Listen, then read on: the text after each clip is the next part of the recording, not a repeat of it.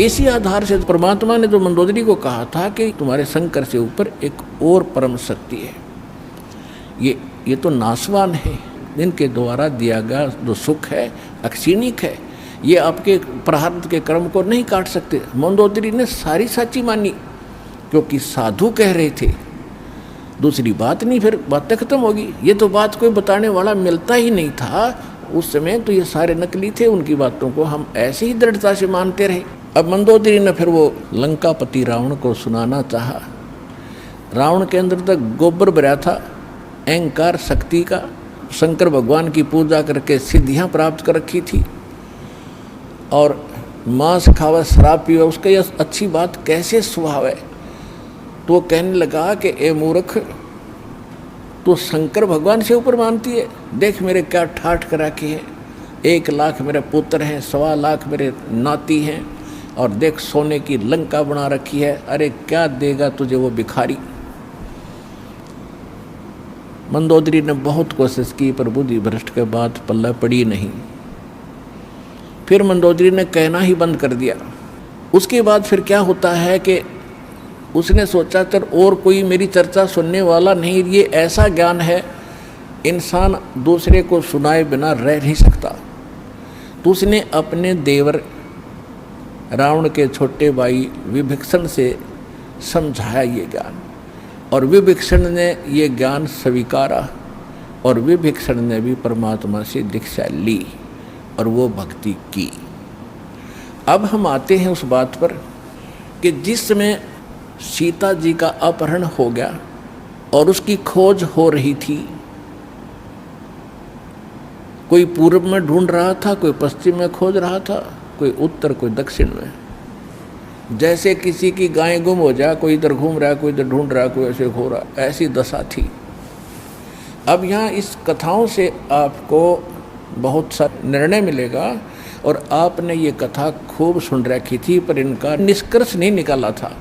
अब जैसे जड़ी बूटियाँ रखी हैं और उनकी गुण भी लिख रखे हैं, बड़ी अच्छी हैं, लेकिन उनसे औषधि बनाने वाला जब तक नहीं मिलेगा तो उन जड़ियों से क्या लाभ है, उनके ज्ञान से भी, उनकी कथाओं से भी। आपने ये भी सुना होगा कि जिस समय श्री रामचंद्र जी की सीता उठा ली गई थी और वो पेड़ पौधों से भी लिपट लिपट कर पूछ रहे थे, डकरा रहे थे, रो रहे थे, पशुओं से भी गले से मिलकर पूछ रहे थे आपने मेरी सीता देखी। आकाश से कहते हैं भगवान शंकर और पार्वती ऊपर से देख रहे थे कि नीचे कौन रो रहा है। तो भगवान शंकर ने उनको प्रणाम किया ऊपर से ही, क्योंकि ब्रह्मा विष्णु शिव ये 3 भाई हैं। ब्रह्मा जी बड़े हैं, विष्णु जी बीच वाले हैं, शंकर जी सबसे छोटे हैं। और पार्वती जी तो शंकर भगवान को सुप्रीम पावर मानती थी, एक तो पति परमेश्वर, फिर महादेव नाम से जाने जाते थे। तो पार्वती जी ने कहा कि आप महादेव होकर के किसको नमन कर रहे हैं, कि सामने त्रिलोकीनाथ भगवान विष्णु है, नीचे उनकी पत्नी सीता को कोई उठा ले गया है, वो लीला करने आए हुए। अपने बड़े भाई यानी भगवान को, विष्णु भगवान को मैं प्रणाम कर रहा हूँ। अब पार्वती जी ने सोचा कि भाई भगवान रोए, ये दोनों बात नहीं हो सकती। ये रामचंद्र दशरथ पुत्र है, ये रो रहा है, भटक रहा है, इसको आप परमात्मा कह रहे हो। भगवान शंकर बोले पार्वती आप नहीं जानते, ये सचमुच ऐसा ही है, इनको अब नहीं कोई पहचान पा रहा है। तो पार्वती ने कहा कि मैं परीक्षा लूँगी और सीता रूप बना कर जाऊँगी, यदि ये मुझे पहचान लेगा तो मैं मान लूँगी वो भगवान है, और नहीं तो मैं कतई नहीं मानूँ। तो भगवान शंकर ने कहा कि यह गलती मत करना, यदि तूने सीता रूप बना लिया तो तू मेरे काम तक गई, तू मेरे बड़े भाई की पत्नी का रूप बनाओगी तो मेरे लिए पत्नी रूप में स्वीकार्य नहीं रहेगी, तो माँ के तुल हो जाएगी। उस समय तो पार्वती ने कहा कि ठीक है, नहीं मैं नहीं जाऊंगी जी, अब शिव जी गए सैर सपट्टे को, और आदत है ये, इस मन का स्वभाव है कि क्या पता चलता, अभी 2 मिनट में परीक्षा लेकर आती हूँ। सीता रूप बनाया, रामचंद्र जी के सामने खड़ी होगी, जिधर से रास्ते में खोजता हुआ जा रहा था। रामचंद्र जी ने कहा कि हे दक्ष पुत्री माया, हे राजा दक्ष की बेटी, आप भगवान शंकर को कहाँ छोड़ आई, अकेली कैसे वन में? तो शर्मिंदा हुई और कहा कि सचमुच शंकर भगवान जी आपको ठीक ही प्रणाम कर रहे थे, नमन कर रहे थे, आप तो सचमुच भगवान हैं। अपने आत्मा यहाँ देखना एक पॉइंट सोचने का है। श्रीमद् भगवद गीता अध्याय नंबर 7 के श्लोक नंबर 6, 7, 8 में स्पष्ट किया है कि ये काल बोलता है गीता को, जो ब्रह्मा विष्णु में इसका पिता है। ये कहता है कि अर्जुन, बुद्धिमानों की बुद्धि और बलवानों का बल मेरे हाथ में है। जब चाहे स्विच ऑन कर दूं इनकी बुद्धि का, और जब चाहे ऑफ कर दूं। जैसे महाभारत के अंदर अर्जुन को ताकत दे दी और लाखों लोगों का नाश कर दिया उस काल से प्राप्त शक्ति से, और फिर वही अर्जुन जब श्री कृष्ण जी का निधन हो गया था, एक हत्या हो गई थी और सारे यादव आपस में लड़ मरे थे, उनकी पत्नियों को लेकर आ रहा था, रास्ते में जंगली लोगों ने, भीलों ने अर्जुन को पीटा, लूटा, और वही धनुष जिसे महाभारत का युद्ध जीता था वो साथ लिए रहता था उसको, और उस दिन उसके हाथ नहीं उठे, खड़ा खड़ा कांपा वो।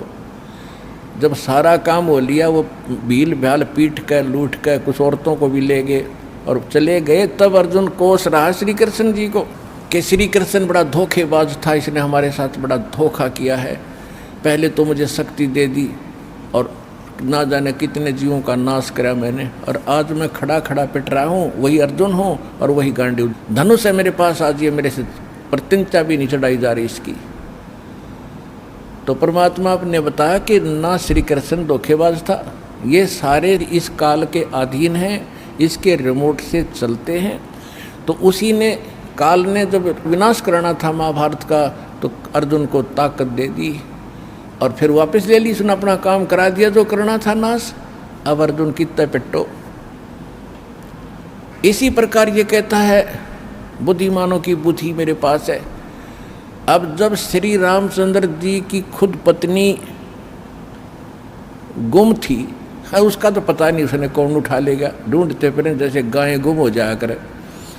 हर वह पार्वती पहचान ली, तू तो पार्वती है, सीता नहीं है, तो वहाँ उसकी ऑन कर दी और फिर ऑफ कर दी, ये खा धक्के। अब क्या होता है, अब हनुमान जी ने छलांग लगाई, एक सिद्धि है जो आकाश में उड़ जाने की प्राप्त हो जाती है। आकाश मार्ग से जाके वो लंका में प्रवेश हुआ हनुमान जी। उनको कुछ आभास हो गया था, किसी जटायु नाम के एक पक्षी ने बता दिया था कि लंका का राजा रावण उठा कर ले गया, इसलिए वहाँ जाने की और किसी में हिम्मत नहीं थी। सूरवीर बलवान थे, हनुमान जी ने कहा कि मैं जाऊँगा तो कुछ ऐसी निशानी दो मुझे ताकि मुझे पहचान सके कि मैं ऐरा गहरा व्यक्ति नहीं हूँ, मुझ पर विश्वास करे माता। तो कहते हैं रामचंद्र जी ने अपनी छाप दे दी, अंगूठी निकाल के, उस पर नाम लिखा था उनका, और उसको सीता खूब पहचानती थी। उधर से सीता को घना दुखी कर ही रखा था, सता रखा था रावण ने, एक नौलखे बाग में छोड़ रखा था और उससे रोजाना यातना दिलाता था और अपनी पत्नी बनने की स्वीकृति वो उससे करवाना चाहता था, वो उसने स्वीकार नहीं की। और रावण को एक श्राप लगा हुआ था कि तू कभी किसी औरत के साथ बलात् नहीं कर सकेगा, स्वेच्छा से कोई संपर्क हो तो वो अलग बात है, लेकिन तू किसी का ऐसे ज़बरदस्ती नहीं कर पाएगा, नहीं तो गल जाएगा तू। इस डर से वो ज़बरदस्ती नहीं कर पा रहा था और उधर से उसको पीड़ित कर रहा था कि स्वयं यश कर दे, लेकिन वो सीता ने नहीं किया था। एक वृक्ष के नीचे बैठी थी और अपने कर्मों को कोस रही थी। छोटा सा रूप बनाकर एक बंदर का हनुमान जी उसी वृक्ष के ऊपर बैठ गए थे। यातना देने के लिए औरतें आई थी तो भी उसने देखा था। जब वो चली गई उसके बाद फिर हनुमान जी ने ऊपर से वह अंगूठी डाल दी। वो तो राजदूत बनकर गए थे जब अंगूठी देखी सीता ने तो आपने कथाएं खूब सुन रखी हैं, ज़्यादा ना सुनाऊंगा। तो उसने सोचा कि ये बंदर अंगूठी उठा कर लाया तो मेरे पति की मृत्यु होगी। तो उसने पूछा, तो फिर वो नीचे आया, अपना थोड़ा ठीक सा रूप बना के खड़े हो गए और कहा, माता मैं ऐसे ऐसे रामचंद्र जी ने भेजा हूँ और ये कहानी है। अब कहने का भाव ये है कि वो जो कुछ भी उसने उद्मस्ता रहा हो तो आपने पता ही है, हनुमान जी ने नौलखा बाग भी उजाड़ दिया उसका और सारा कुछ कर दिया। क्योंकि आज कथा का विषय कुछ अन्य है, इसलिए यहाँ लंबा प्रकरण नहीं करूँगा। तो उसमें हनुमान जी ने कहा कि माता मुझे भूख लगी है। तो उसने कहा, इस बाग के किसी वृक्ष के फल को तोड़ के मत खाना भाई, नहीं तो मेरी पिटाई होगी। मेरे को आदेश है, कोई फल गिर जाए तो खाना, तो टूटा हुआ अपने आप तोड़ के नहीं खाएगी। तो हनुमान जी का उठा गुस्सा, उसको गुस्सा हुआ। उसने कहा ठीक है, पहले तो सारे तोड़ तोड़ कर फल खाए, फिर वह पेड़ पड़ कर समुद्र में फेंक दिए। उनको पता चला तो युद्ध हुआ, अपने पता ही है काफ़ी। फिर लंका भी फूक फाक थोड़ी बहुत जला का आ गया। और उस समय क्या कहा कि माता जी तो आप मुझे कोई ऐसी निशानी दो जिस निशानी को मैं श्री राम को दिखाऊं और वो विश्वास कर सके, हाँ सीता जी की खोज पक्की होगी। क्योंकि इतना समुद्र को पार करके आना है, वैसे नहीं आएंगे वो। तो सीता ने अपना एक कंगन निकाल के दे दिया, कंगन हाथ में जो पैर रखा था सोने का, और कहा भाई इस चूड़ी को दिखा देना, वो खूब समझ जाएंगे। अब वो कंगन लेकर हनुमान जी ने फिर छलांग लगाई। उस दिन वो ऐसे स्थान पर आके उतरा जहां पर एक ऋषि की कुटिया थी। वो ऋषि कौन थे? मुनिंद्र ऋषि स्वयं परमेश्वर थे। वहां सुंदर बाग लगा हुआ था, कुछ क्षेत्र में एक सुंदर सरोवर भरा था जल का। तो सुबह सुबह का समय था। हनुमान जी ने सोचा कि बहुत मनोरम स्थान है और यहाँ कुछ स्नान करूँगा, सामने बाग सुंदर फलों से लदपद है, आहार करूँगा और फिर ऋषि जी भी साथ में है, इनके दर्शन करूँगा, पहले स्नान कर लेता हूँ।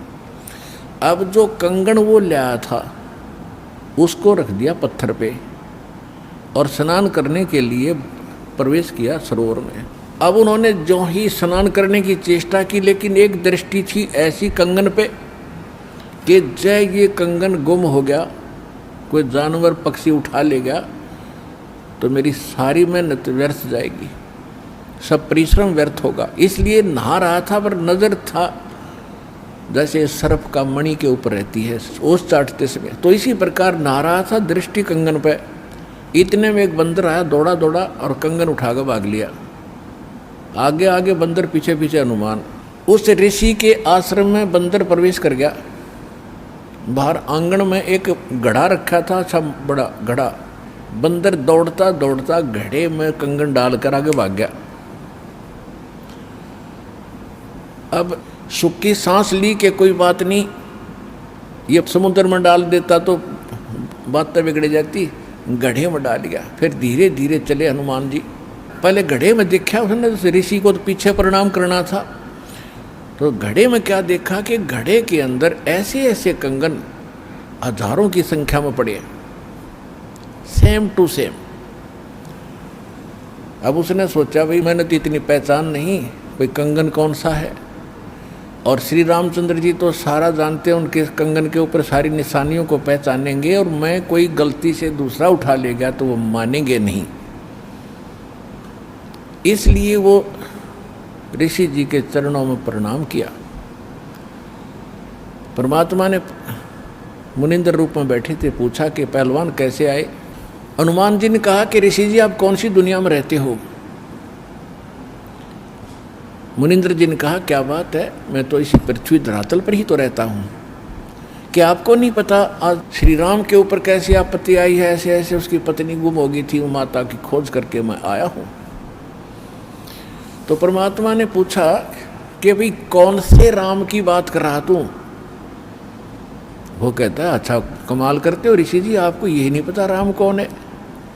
परमात्मा ने कहा बताओ तो श्री के दशरथ पुत्र श्री रामचंद्र जी, उनका वनवास हुआ था, ऐसे ऐसे सीता उठा ली थी और आज मैं खोज करके आऊँ ऋषि जी। परमात्मा बोले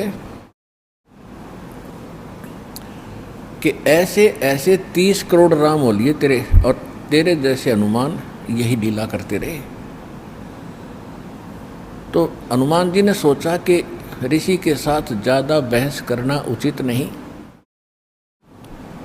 और अपना काम करूं और चलूं। कहने लगे ऋषि जी और बात छोड़ो आप, कि मेरे सामने एक समस्या आ गई है कि ऐसे ऐसे मैं कंगन लाया था माता के हाथ का, और वो कंगन मैं स्नान कर रहा था, एक बंदर ने उठा के आपके घड़े में डाल दिया। तो परमात्मा बोले ले जा कंगन भाई, जा फिर अपना कर काम, जाओ हनुमान जी ले जाओ कंगन, निकाल ले जाओ, करो जो तूने करना। कहने लगे जी समस्या ये है कि इसमें और भी बहुत से कंगन पड़े हैं और इन कंगनों में पहचान नहीं कर पा रहा हूँ मैं, मेरा वो भगवान सीता जी वाला कौन सा है। परमात्मा बोले अरे भले आदमी तुम लाने वाला और तुझे पता नहीं तो मैं क्या बताऊँ, फिर खोज ले कौन सा है तेरा। तो चिंतित हो गया कि भगवान दया करो। परमात्मा बोले कि जौन सा चाहे वो उठा ले जा और सेम टू सेम पाओगे, इसमें कोई दिक्कत नहीं। कैसे कैसे फिर ये कंगन आए कहाँ से आपके पास, कि अब सुन मैं कथा सुनाऊंगा तेरे को। जैसे ये रामचंद्र जो आत्मा है ये विष्णु जी की आत्मा है, ऐसे ऐसे न जाने कितनी बार धक्के खा लिए इसने, कितनी बार जन्म लिया, कितनी बार मर लिया। तो प्रत्येक त्रेता युग में ये ऐसा ही होता है। और मैं यहीं बैठा हूँ जब का, मेरी तो बहुत युगों की आयु है, मैं यहाँ बैठा हूँ। पहले इन बातों पर किसी को अविश्वास नहीं होता था। तो हनुमान जी से बताया कि तेरे जैसी आत्मा हनुमान ना जाने कितने बन करा लिए और कितने ये ऐसे कंगन ले लेकर आए हैं, इसी प्रकार वो बंदर उठा के इसमें डालता रहा है। तो हनुमान जी ने पूछा कि हे ऋषिवर, मान लिया आपकी बात, जो कंगन लेकर हनुमान आता होगा तो वो कंगन तो लेकर भी जाता होगा, कहाँ लेकर जाता है, इस घड़े में मेरी आशीर्वाद से ऐसी पावर है कि डुप्लीकेट कॉपी तुरंत बना देता, एज इट इज, 1 के 2 कर देता है। और नहीं विश्वास है तो ले ये कटोरा उठा के कोई दिया, ले इसमें डाल के देख ले। हनुमान जी ने कटोरी उठा कर उसमें डाली, तुरंत 2 होगी, 1 जैसी। अब वो दोनों को देख रहा कि सचमुच ठीक है। तब हनुमान जी को कुछ विश्वास हुआ कि संत नहीं, ये कोई और ही महापुरुष हैं, बड़े सिद्धि युक्त हैं और सारी कथा को सही जानने वाले हैं। लेकिन कहा महाराज मैं आपकी बात से सहमत हूँ, होगा कोई और भगवान, पर अब मुझे समय नहीं आपकी सारी बात सुनने का, क्योंकि मैं परमार्थ के काम में लगा हूँ। परमात्मा बोले भाई ठीक है, ले जाए, कोई कंगन निकाल ले जाए बेटा, सारे एक जैसे मिलेंगे। वो उठा कर ले गए कंगन को। लेकिन हनुमान जी को फिर भी विश्वास नहीं हो रहा था। जब श्री रामचंद्र जी को दिखा दिया और रामचंद्र जी ने ओके कर दिया, जब हनुमान जी को संतोष हुआ कि 3100 की 100 सच बात है, वो उधर से वो ऋषि की घटना भी नहीं भूल पा रहा था, उधर से फिर युद्ध भी शुरू होना था। कहने का भाव ये है, बात फाइनल होगी कि सीता वहाँ है, सारे लक्षण बता दिए,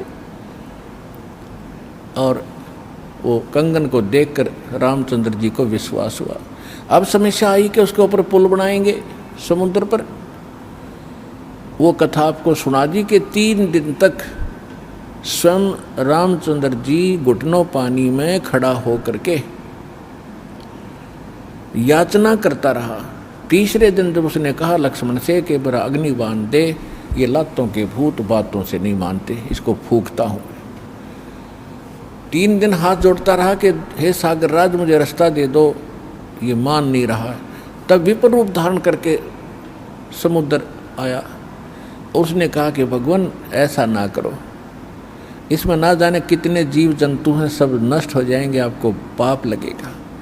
और ये जल सारा समाप्त हो गया तो एक गड्ढा बन जाएगा, हजारों किलोमीटर गहरा, आप फिर भी नहीं जा सकते। कि हे रामचंद्र जी, ऐसा काम करो सर्प भी मर जाए लाठी ना टूटे। तो वो कारण जानना चाहा तो समुद्र ने बताया कि आपकी सेना में ये नल नील नाम के दो ऐसे भक्त हैं जिनको इनके गुरुदेव का आशीर्वाद है कि इनके हाथों से पत्थर भी तैर जाते मेरे ऊपर, और कोई चीज़ यहाँ पर फ्लोट नहीं कर सकेगी। अपने आत्माओं यहाँ मान बढ़ाई खत्म करती है, और जितने भी वहाँ आसपास ऋषि महर्षि भगत लोग थे वो विष्णु पुजारी होते ही थे उस टाइम। तो सब ने पता चला कि विष्णु के अवतार श्री राम आए हैं, श्री राम की पत्नी उठा ली गई है, पता चल गया है वो रावण के यहाँ है, उसके ऊपर चढ़ाई करेंगे, लड़ाई करेंगे। वो मान नहीं रहा। तो नल और नील ये भगत सारे पहुँच गए सेना में, क्योंकि भगत तो हेल्प करें, दुखी ऐसा है कि, तो वो भी सेना में खड़ा पाया आगे दोनों। तो उनको बुलाया गया। रामचंद्र जी ने कहा भी नल नील कौन है, वो आगे आए। अब पुण्यात्माओं यहाँ मार खाता है इंसान, और परमात्मा इस प्रकार की जो हम गलतियाँ करते हैं, अपना भक्ति नाश करते हैं, उसके लिए सतर्क करते हैं। यहाँ पर क्या किया, नल और नील के मन में अभिमान आ गया, अहंकार आ गया कि आज हनुमान भी फेल, रामचंद्र भी फेल, क्योंकि पत्थर नहीं तर रहे, समुद्र पुल नहीं बन रहा। हमारे पास ऐसी शक्ति है कि पत्थर रखेंगे तैर जाएंगे, आज हमारी वाह वाह हो जाएगी। अंगद भी फेल, सुग्रीव भी फेल, जामवान भी फेल, ये फेल का चक्कर मारा जीव ने। तो उस दिन वो आए ना, मालिक याद किया। रामचंद्र जी ने पूछा कि तुम्हारे पास कोई ऐसी शक्ति है पत्थर तैर जाते? कहाँ जी है, कि ट्राई करके दिखाओ। उठाया, पत्थर रखा, क्यों अभिमान था कि कर देंगे काम, वो डूब गया। दूसरा फिर रखा, वो भी डूब गया। तीसरा फिर रखा, वो भी डूब गया। अब रामचंद्र जी समुद्र की तरफ देख रहे हैं, विपर रूप में खड़े थे, ब्राह्मण रूप में, और ये कहना चाह रहे हों कि तू झूठ बोलता था, इनके पास कोई पावर नहीं। तभी समुद्र ने कहा, विपर रूप में खड़े समुद्र ने, क्योंकि ये देवता होते हैं, ये जल जो है ये देवता नहीं है, जल का कंट्रोलर एक देवता है, उसको वरुण कहते हैं। वो आकर खड़ा हो गया।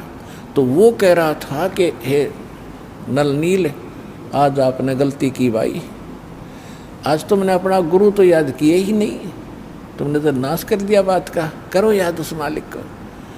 तब उनको भी याद आया, कहाँ बोली गलती बन गई आज तक।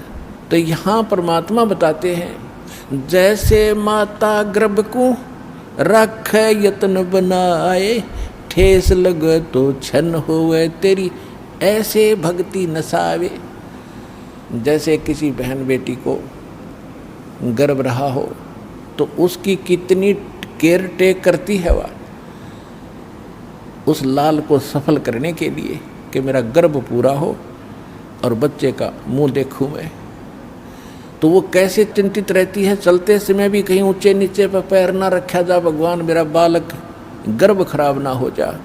रात को सोती है, करवट लेती है, तब भी एकदम उठ के उधड़क जाती है, कहीं बच्चे पर दाब ना आ गई हो, मेरा गर्भ ना खराब हो जाए।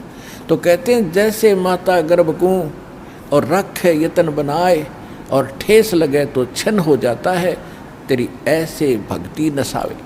तो इस भक्ति रूपी गर्भ जो आज आपकी आत्मा में परमात्मा के सच्चे शब्द से पल रहा है, इसको इतना संयम से, इतना देखभाल से, यानी सावधानी से इसको परिपक्व करना पड़ेगा। जैसे माता गर्भ को रख है यतन बना और ठेस लगे तो छन हो, तेरी ऐसे भक्ति नसावे। तो छोटी मोटी हम गलती कर देते हैं लापरवाही में, क्योंकि हमने इस लाल की कीमत का नहीं पता, जो आज हमारी आत्मा में सत भक्ति रूपी जो मालिक का मंत्र से गर्भ रह रहा है, यानी आत्मा प्रफुल्लित हो रही है, जो भक्ति रूपी जो लाल हमारे अंदर बन रहा है, इसको ऐसे संभाल के रखना है, ना अभिमान करना है, कोई मर्यादा भंग नहीं करनी है, नहीं तो फिर नुकसान हो जाएगा, आपकी भक्ति नष्ट हो जाएगी। अब उन्होंने परमात्मा को याद किया रहे नल नील यतन कर हार, तब सतगुरु से करी पुकार। रहे नल नील यतन कर हार, तब सतगुरु से करी पुकार। जा सतरे खोलखी अपार, सिंधु पे सिला तिराने वाले। जा सतरे खोलखी अपार, सिंधु पे सिला तिराने वाले। धन धन सतगुरु सत कबीर, भगत की पीड़ मिटाने वाले। धन धन सतगुरु सत कबीर, भगत की वो पीड़ मिटाने वाले। नल नील ने जब याचना की हृदय से, ये भगवान गलती बन गई, आपके हाथ में इज्जत है हमारी, तो उसी समय परमात्मा वहाँ प्रकट हो गए। थोड़ी सी दूरी पर सब ने देखा कि वो कौन आ रहा सामने। नल नील ने भी देखा, ये तो मेरे गुरुजी आगे, हमारी पुकार सुन ली इन्होंने। जब मुनिंदर जी निकट आए, सभी ने दंडवत प्रणाम किया। श्री राम ने, हनुमान ने, सब ने। हनुमान जी ने देख लिया, बाबा जी तो वही है भाई, ये तो बिल्कुल सही, ये तो शक्तिशाली ऋषि हैं। लेकिन उस समय और वार्ता करने का समय नहीं था। जो समस्या थी वह उनके सामने अड़ी हुई थी। तब श्री रामचंद्र जी ने मुनिंद्र ऋषि से अर्ज की थी, भगवान आज हमारे सामने ये समस्या आई है। अभिमानी रावण हमारी याचना नहीं मान रहा है। हमने उसे खूब दूत भेजकर, अंगद को, हनुमान जी को, सबको भेजकर उससे प्रार्थना कर ली है, इसको लौटा दे मेरी पत्नी को। वो माना नहीं। अब नहीं माना तो हमें युद्ध करना पड़ेगा और उसके लिए रास्ता चाहिए समुद्र पर। समुद्र रास्ता दे नहीं रहा। इसने विधि बताई कि आपके शिष्यों के पास यह शक्ति थी। मेरा दुर्भाग्य कि आज इनके हाथों में भी शक्ति नहीं रही। तो परमेश्वर ने कहा कि आज के बाद इनके हाथों में यह शक्ति रहेगी भी नहीं। इन्होंने बहुत बड़ी गलती की है, जो हम मैं रोज़ बताता हूँ कि अभिमान से भगवान कोसों दूर है। और इतने दिन के बाद इतना दुख था इनके ऊपर, इन्होंने फिर बकवास कर दी। अब इनके पास यह शक्ति नहीं रही।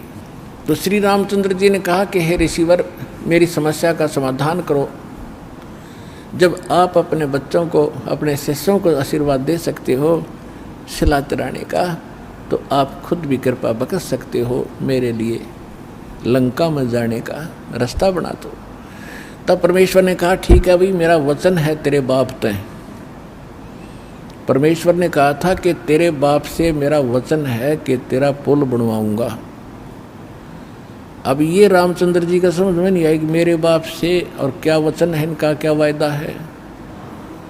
परमात्मा ने अपनी प्यारी आत्मा धर्मदास जी को बताया था कि जब मैं प्रथम सतयुग में सतलोक से यहाँ आ रहा था, तो बीच में इस काल की एक तपस्या है, वहाँ पर जीव दुखी किए जा रहे थे और मैं जोग जीत रूप में अपने पुत्र के रूप में वेशभूषा में था। तो इसने पहले मेरे साथ कुछ बकवास करी थी, ज्योति निरंजन ने इसकी पार नहीं बसाई थी, तो मेरे चरणों में गिर गया था। और इसने मेरे से वचनबद्ध करवा कर कुछ प्रार्थना की थी कि कुछ और सुविधा मुझे देना।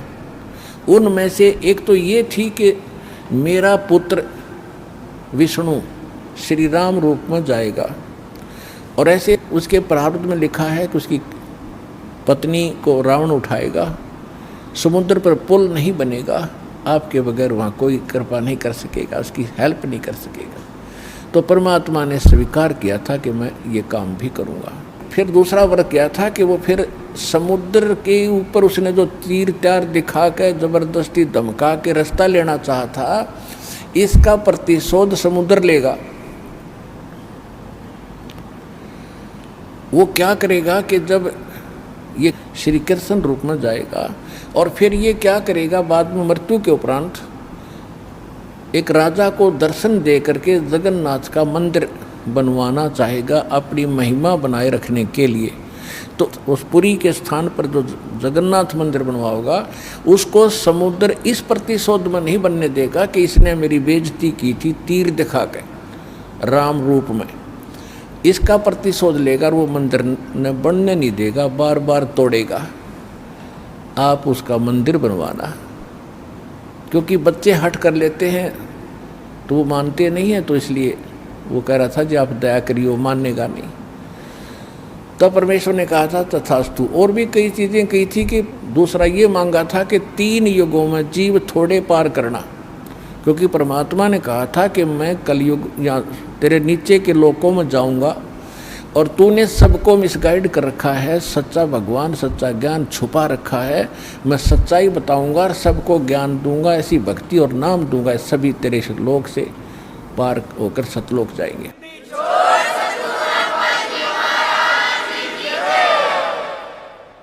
तो इस बात से वो बहुत दुखी हो गया कि तो मेरा नाश करेगा, मेरे बाग को उजाड़ेगा, क्योंकि काल ने हमारे को मिसगाइड करके, धोखा करके, मूर्ख बना के, विवश करके और इस कच्ची बेड़ियों से बांध रखा है। ये शरीर दे दिया, इसमें हाड़ चाम मांस सारा, थूक टट्टी पेशाब सारा भरा पड़ा है, और हमने इतना प्यारा लगा है ये छूट नहीं जा। परमात्मा कहते इतना बढ़िया शरीर दूंगा, वहाँ जाकर ना नाड़ी होगी, ना नस होगी, ना कोई बीमारी, ना हारी, ना कोई बीपी हाई, ना लो होगा। तो वो हमने पता ही नहीं था कोई ऐसा भी स्थान है जहाँ ऐसा सुख है।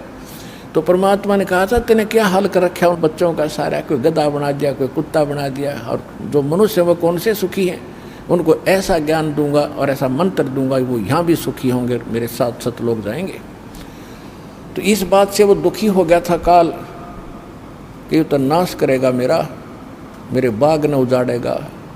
भगवान का पता लग गया, सच्चे स्थान का पता लग गया, तो यहाँ कौन रहेगा। तो तब उसने चरणों में गिर के रा करके कबीर भगवान से याचना की थी कि 3 युगों में जीव थोड़े ले जाना और चौथे युग में आप कितने ले जाना।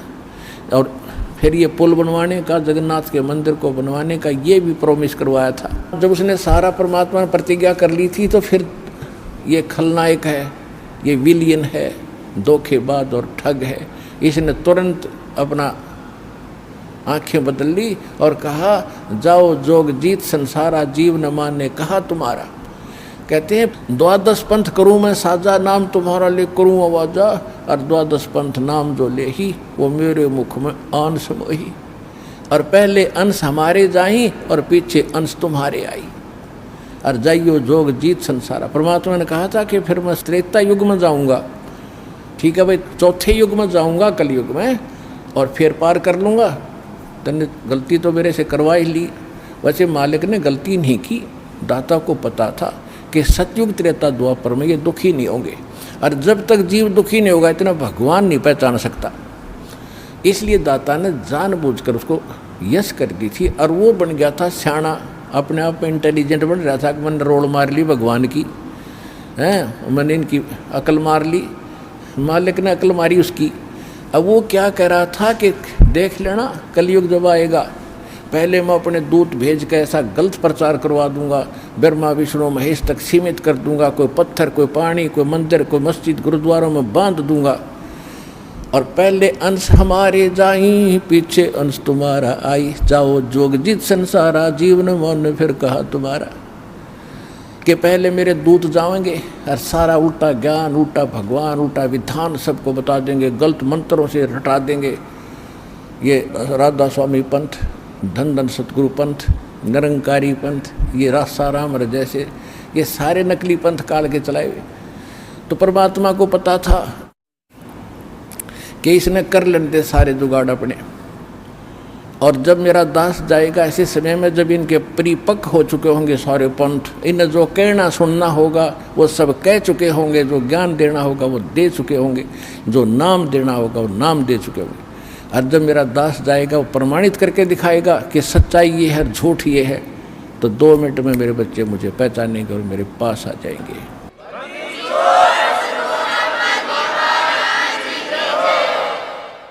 परमेश्वर ने कहा था कि चौथा युग जब कलयुग आई तब हम अपना अंश पठाई, और घर घर देखो बोध विचारा, और सत्य नाम सब ठोर उचारा।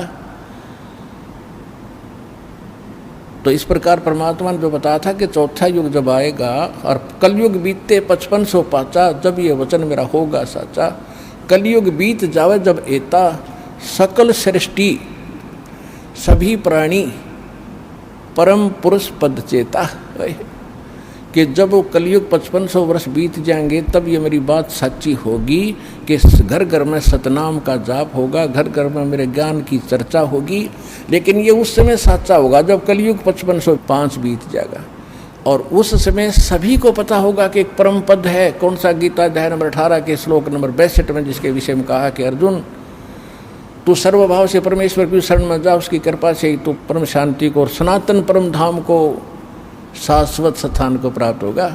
गीता अध्याय नंबर 15 के श्लोक नंबर 4 में कहा कि तत्वदर्शी संत की प्राप्ति के उपरांत उस तत्व ज्ञान से इस अज्ञान को काटकर उसके पश्चात परमेश्वर के उस परम पद की खोज करनी चाहिए, जहाँ जाने के बाद साधक कभी लौटकर संसार में नहीं आते।